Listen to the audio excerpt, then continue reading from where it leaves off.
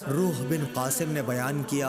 ان سے اسماعیل بن امیہ نے، ان سے یحییٰ بن عبداللہ بن صیفی نے، ان سے ابو معبد نے، اور ان سے ابن عباس رضی اللہ عنہ نے کہ جب رسول اللہ صلی اللہ علیہ وسلم نے معاذ رضی اللہ عنہ کو یمن بھیجا تو ان سے فرمایا کہ دیکھو تم ایک ایسی قوم کے پاس جا رہے ہو جو اہل کتاب عیسائی یہودی ہیں، اس لیے سب سے پہلے انہیں اللہ کی عبادت کی دعوت دینا۔ جب وہ اللہ تعالیٰ کو پہچان لیں یعنی اسلام قبول کر لیں تو انہیں بتانا کہ اللہ تعالیٰ نے ان کے لیے دن اور رات میں